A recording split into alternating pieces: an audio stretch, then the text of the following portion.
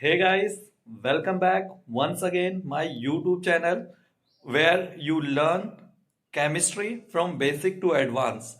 So the name of the channel is Surasoni.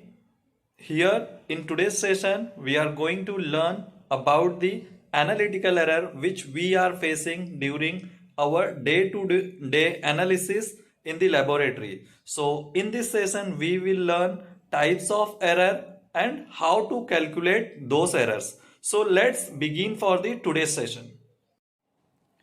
So friends, during our day-to-day work in the laboratory, we face many types of error in our analysis. So in this session, we will learn about the absolute error as well as the relative error. So let's understood the concept of absolute error and the relative error with the help of laboratory analysis example. So here let's see what is the question and we will learn how to calculate the relative error as well as the absolute error. So here let's begin with the question. So question here is, in laboratory experiment 10 gram potassium chlorate sample on decomposition gives following data.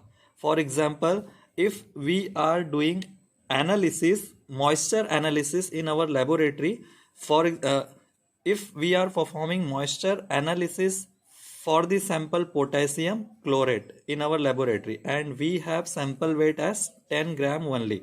So here whatever data we are getting, let's see what is the data which we are getting from the analysis as well as the what is the given data. So the sample contains 3.8 gram of water and the actual mass of water in the quantity of potassium chlorate is 3.92 grams. So calculate absolute error as well as the relative error. So here we have given a 10 gram potassium chlorate sample and we have asked to perform the moisture content in this sample.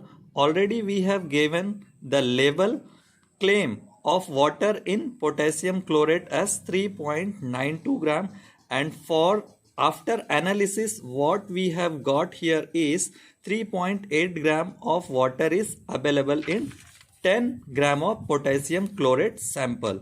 So here we have to calculate absolute error as well as the relative error. So let's see how we can find out the absolute error as well as the relative error. So first of all, we will write whatever we have given in the question. So first we have given in the question is observed amount of water in sample.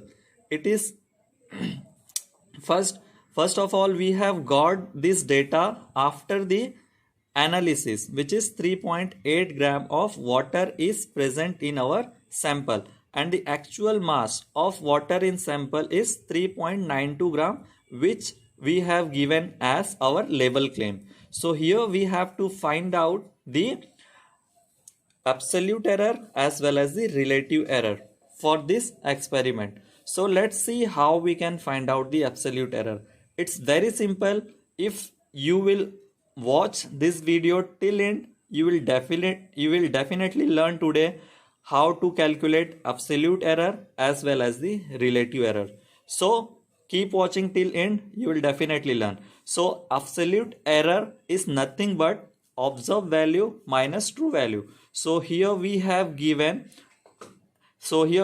got our experimental data as 3.8 gram, which is nothing but our observed value, and we have given our actual mass, that is label claim, is 3.98 gram, which we will gonna take as true value. So after substituting the value in the formula and calculation, we are getting here as minus 0.12 gram as absolute error. Here we are getting minus sign, which represents that our observed value is lower than the true value. So here it is already written here. The negative sign indicates that our experimental result is lower than the true value. So here we have got absolute error as minus 0.12 gram, and now it's time to calculate the relative error. So relative error is nothing but a ratio of absolute error by the true value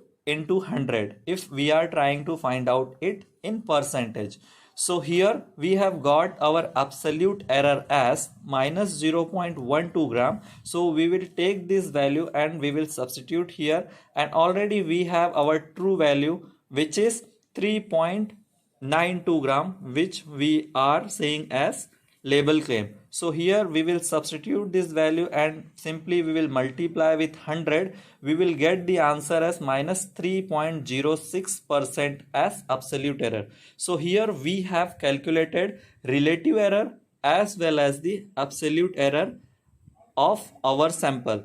So basically these two type of errors we calculate in our experimental data. So I hope friends you have found this video useful and you have understood the whole concept. So if you like this video, please hit like button and do not forget to share this content with your friends so that they will also learn some extra knowledge. So thank you very much for watching this video till end. Thanks again. Keep watching, keep learning. Goodbye.